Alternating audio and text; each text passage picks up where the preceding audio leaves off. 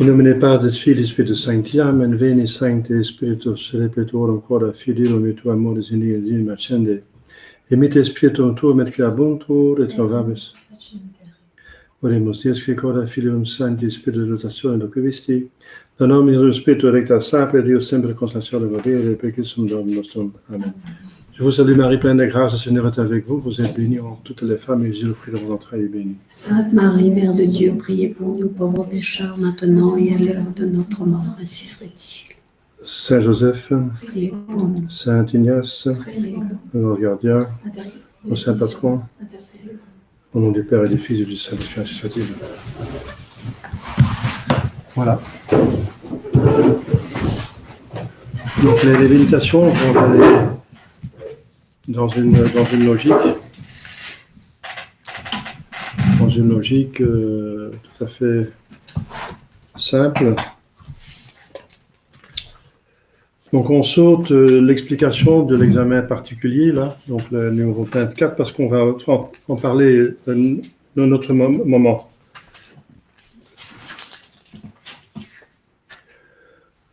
Voilà. Donc on passe au premier exercice, numéro 45.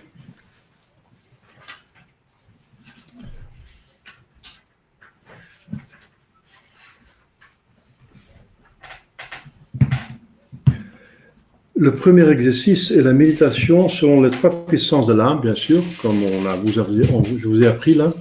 Donc avec les trois puissances de l'âme qui sont l'intelligence, la mémoire et la volonté. Sur le premier, le second et le troisième péché. Il renferme après l'oraison préparatoire, qui est toujours la même, c'est le numéro 46. 2 préludes, 3 points principaux et un colloque. C'est une manière de procéder qui va être tout le temps donc de règle. Voilà. Donc l'oraison préparatoire, c'est ce que vous connaissez. La composition de lieu est ici, il donne la composition de lieu. Souvent, il ne donne pas la composition de lieu, c'est-à-dire ici, c'est de voir avec les yeux de l'imagination, ça veut dire on s'imagine qu'on est là et qu'on voit les choses. S'imaginer des yeux de l'imagination et de considérer mon propre âme emprisonné dans ce corps mortel et moi-même, c'est-à-dire mon corps et mon âme, dans cette vallée de larmes, comme exilé parmi les animaux privés de raison. Voilà. C'est encore une réalité que je m'imagine parce que je ne la vois pas en tant que telle. Mon âme n'est pas emprisonnée dans ce corps, ça veut dire, voilà, c'est le corps mortel. Le corps, après la chute d'Adam et Ève, est devenu un petit peu encombrant. Bien sûr, il a beaucoup de bonnes choses, comme toute autre chose, mais il subit la suite du péché. Donc, par le péché, mon intelligence est obscurcie, ma volonté est diminuée, affaiblie, et tirée vers le mal, mon corps est devenu passible et mortel. Voilà. Alors, et ce corps est en plus instrument de la transmission du péché originel. Donc c'est un véhicule de péché. Donc l'âme qui vient de Dieu est impeccable. Mais une fois qu'elle est versée infusée dans un embryon, elle contracte le péché originel parce que cet embryon vient par les parents, les grands-parents, etc., d'Adam et Ève. Donc le corps est encore un transmetteur de péché. Et le corps, et l'âme, à cause de cela, n'a plus une emprise dominative sur le corps.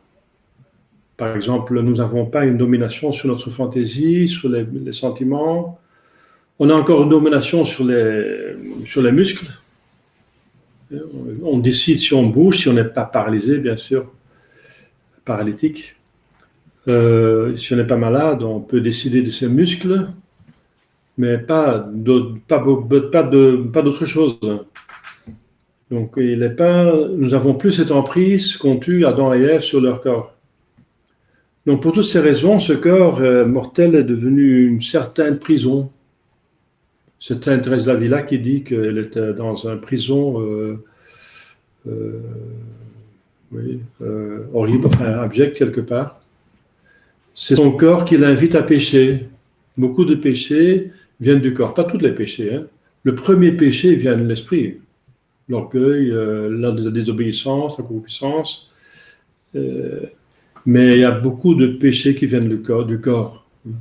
Qu'on vit comme un animal et pas comme qu'on vit trop avec son corps et pas assez avec son âme.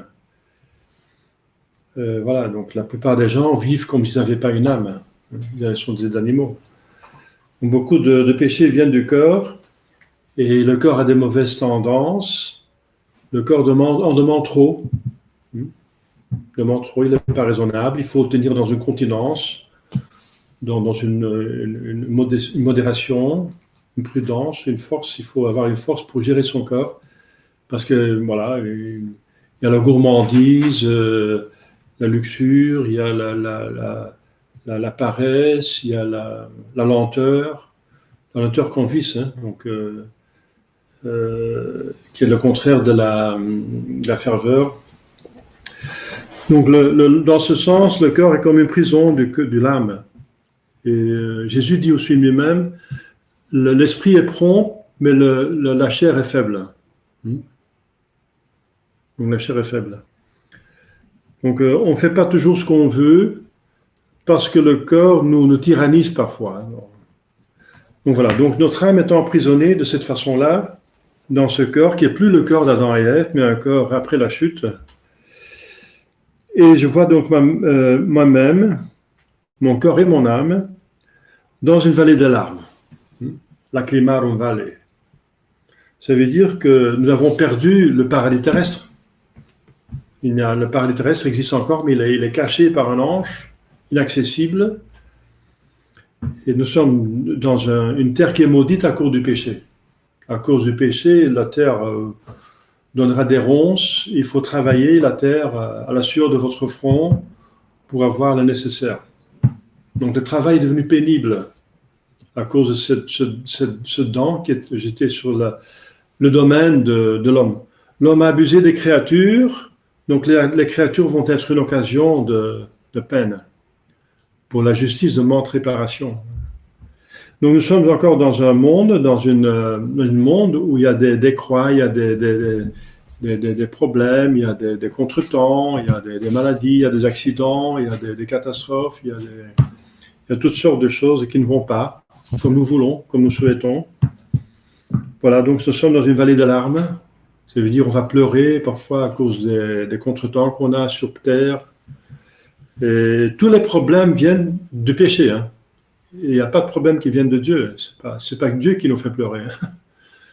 Hein. Si on laisse faire Dieu, c'est le plan A, c'est le paradis terrestre, tout va bien. Et c'est le paradis céleste, ça va encore mieux. Voilà. C'est le plan de Dieu. Et si on a des larmes, c'est à cause de douleur. La douleur vient des malheurs, et la malheur vient du péché. Donc c'est l'homme et l'ange qui a causé tout ça. Nous sommes dans une vallée de larmes. Et tout ça, c'est la suite du péché. Hein. Donc l'âme emprisonnée dans le corps, la vallée de larmes, comme exilé parmi les animaux privés de raison. Exilé parce que notre patrie, c'est le paradis. Nous sommes exilés. Mais nous pouvons retourner, c'est le plan B de Jésus, de Dieu. Mais nous sommes en ce moment exilés. Nous ne sommes pas dans un paradis.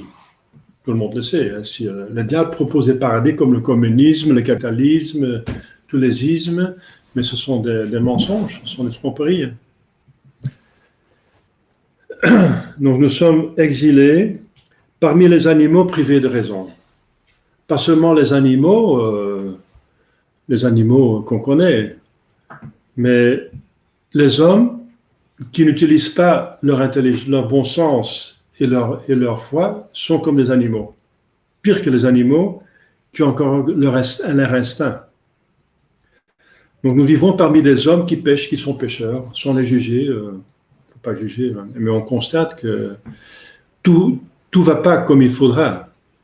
Donc il y a encore des grands pécheurs qui empêchent que le bonheur se fasse. Si tout le monde faisait ce qu'il devrait faire sur Terre, ce serait encore une sorte de paradis terrestre. On aura au moins une chrétienté qui revient. C'est encore quand même mieux que la catastrophe qu'on vit actuellement et tous les misères qui vont nous arriver. Il y a plusieurs tsunamis qui vont arriver. Hein. Le 5G, l'islam, etc. Enfin,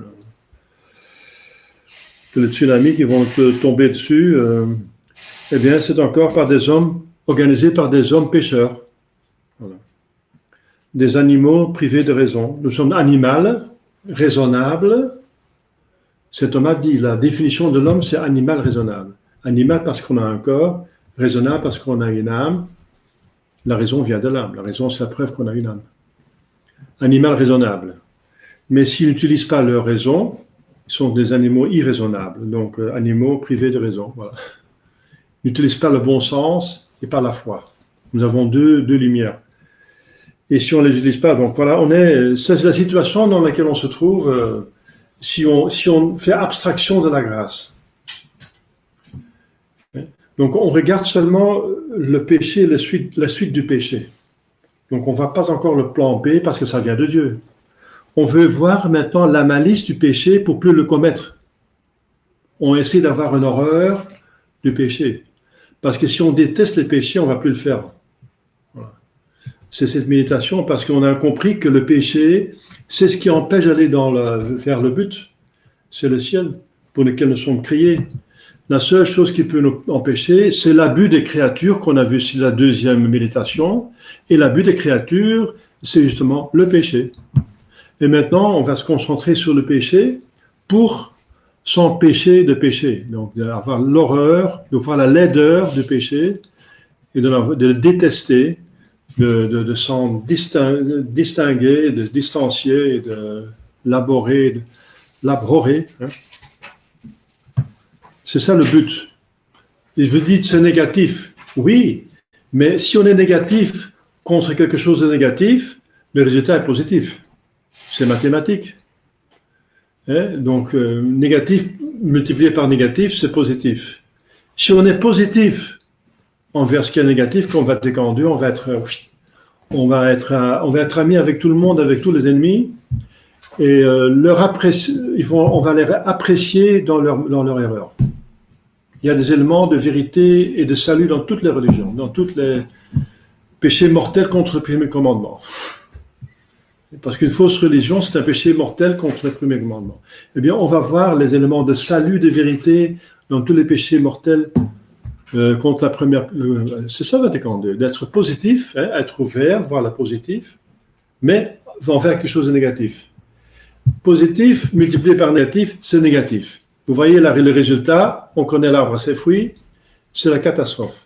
Après 50 ans de modernisme, moi je me tiens absolument au dogme, la morale, la liturgie convenable, je n'exagère pas parce qu'il s'agit de péchés mortels si je dévie, ce n'est pas des petites choses, ce n'est pas des pinailler sur des détails, je me tiens à ce qui est normal et vous voyez où je me trouve, dans une maison, je n'ai même pas le droit d'être dans une église.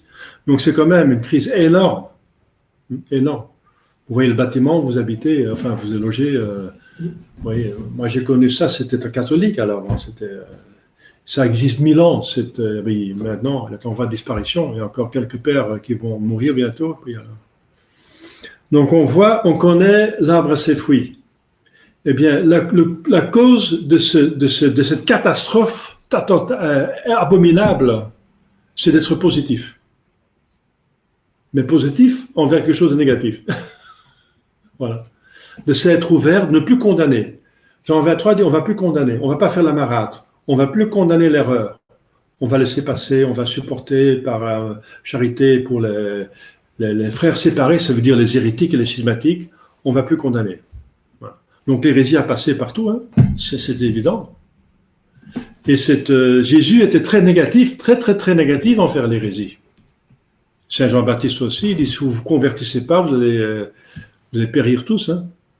Vous êtes ni de vipères, il disait aux pharisiens, ni de vipères, c'est très négatif, mais pour les convertir pour quelque chose de positif, contre leur vice, pour les secouer, il y en a qui se sont convertis. Vous voyez, donc c'est négatif, oui, mais c'est négatif peut être positif à la fin du compte, bien sûr. Donc c'est toujours dans cette vue d'être positif qu'on est négatif, et autant que pour autant que, pas plus. Sinon on devient aigre et critique. Enfin, c'est pas bien non plus. Cette attitude de voir tout toujours le noir et de critiquer tout, c'est pas ça. C'est pas ça. C'est une attitude exagérée qui n'est pas raisonnable. C'est qu'on a perdu de vue le but. Le but, c'est quelque chose de positif. C'est aller au ciel. C'est magnifique. C'est positif. Donc, on est négatif contre tout danger, contre toute erreur, contre le poison, voilà. Ça, il faut l'être. Mais il ne faut pas être négatif comme principe. On est négatif par nécessité, voilà. Comme Jésus, les apôtres, tous les saints, et Dieu même, Dieu est négatif contre le péché. Mais est-ce que Dieu pêche par ça? Non, pas du tout. C'est par perfection qu'il est négatif contre le péché. Donc il faut être dans ce sens-là. Voilà, donc c'est pas négatif ce que nous allons faire. C'est on va descendre dans le péché, dans le bazar, c'est horrible. Non, c'est très positif. Si on fait pas cet exercice, on va tomber dans la misère. Donc être négatif maintenant, c'est très positif. Parce qu'il faut penser au but, justement. C'est le but qui justifie, qui explique pourquoi on fait ça. Voilà, donc on considère le point négatif de la réalité pour mieux comprendre le péché. Donc c'est positif. On va un petit peu oublier la grâce, parce que la grâce est partout. Hein.